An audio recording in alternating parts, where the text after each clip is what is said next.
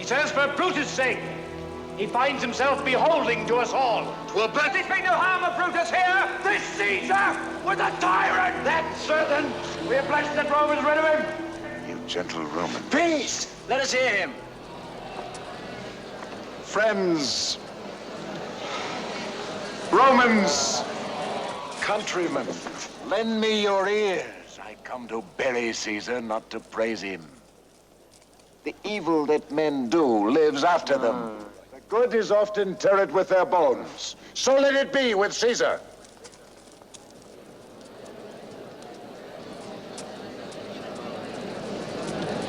The noble Brutus hath told you Caesar was ambitious. If it was so, it was a grievous fault. And grievously hath Caesar answered it. Here, under leave of Brutus and the rest, for Brutus is an honorable man. Aye. So are they all honorable men. Come I to speak in Caesar's funeral. He was my friend, faithful and just to me. But Brutus says he was ambitious. And Brutus is an honorable man. He hath brought many captives home to Rome, whose ransoms did the general coffers fill. Did this in Caesar seem ambitious, when that the poor have cried, Caesar hath wept? Ambition should be made of sterner stuff. Yet Brutus says he was ambitious, and Brutus is an honorable man. You all did see that on the Lupercal I thrice presented him a kingly crown which he did thrice refuse. Was this ambition? Yet Brutus says he was ambitious, and sure, he is an honorable man. I speak not to disprove what Brutus spoke, but here I am to speak what I do know. You all did love him once, not without cause. What cause withholds you then to mourn for him? Judgment, thou art fled to brutish beasts, and men have lost their reason.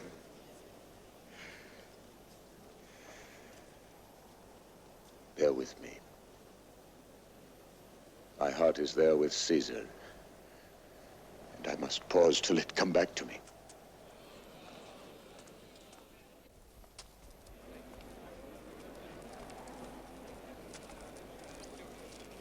Methinks there is much reason in his sayings. If thou consider rightly of the matter, Caesar has had a great wrong. Has he, masters? I fear there will a worse come in his place. Mark ye his words. He would not take the crown. Therefore, 'tis certain he was not ambitious. There's not a nobler man in Rome than Antony. But yesterday, the word of Caesar might have stood against the world. Now lies he there, and none so poor to do him reverence. Oh, masters, if I were disposed to stir your hearts and minds to mutiny and rage, I should do Brutus wrong, and Cassius wrong, who you all know are honorable men. I will not do them wrong. I'd rather choose to wrong the dead, to wrong myself and you, than I would wrong such honorable men. But here's a parchment with the seal of Caesar. I found it in his closet. 'Tis his will. Let but the commons hear this testament, which, pardon me, I do not mean to read. And they would go and kiss dead Caesar's wounds and dip their napkins in his sacred blood. Yea, beg a hair of him for memory, and dying mention it within their will. The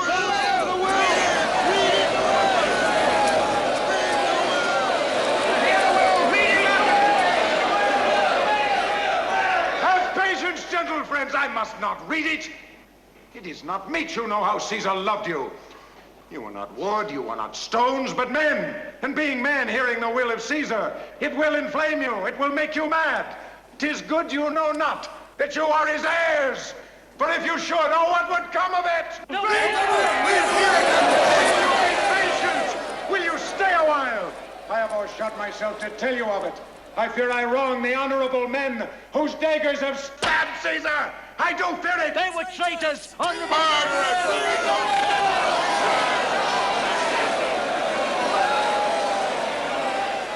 You will compel me then to read the will.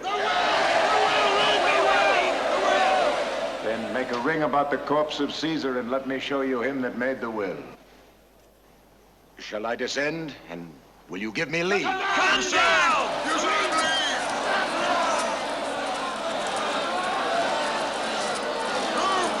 That's not so important. Stand far off.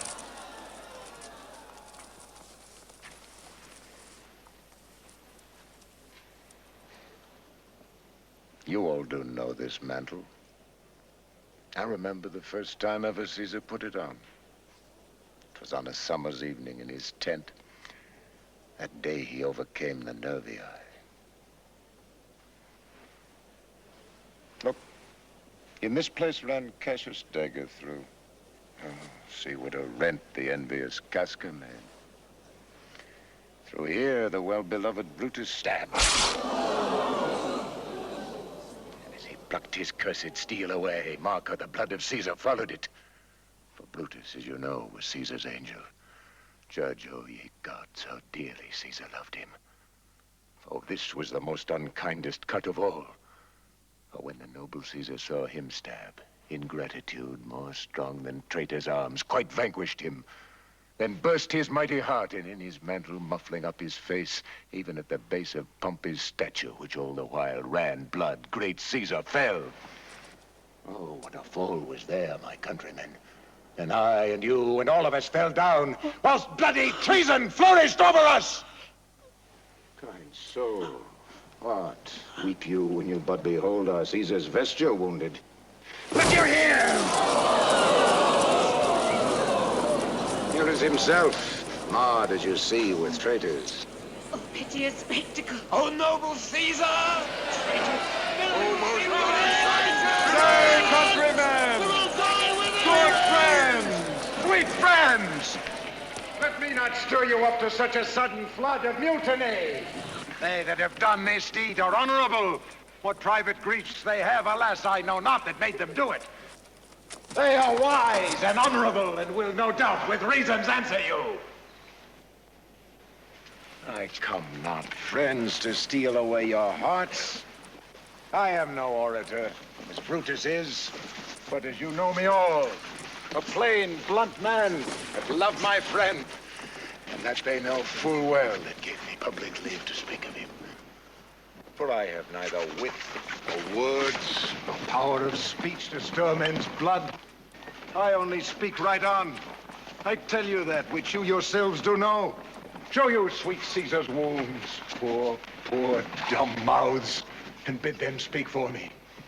But were I Brutus, and Brutus Antony, ere were an Antony would ruffle up your spirits and put a tongue in every wound of Caesar's that should move the stones of Rome to rise and mutiny! Yet hear me, countrymen! Yet hear me speak! Why, friends, you go to do you know not what? Wherein hath Caesar thus deserved your love? Alas, you know not. I must tell you then. You have forgot the will I told you of. Here is the will. And under Caesar's seal, to every Roman citizen he gives, to every several man, 75 drachmas.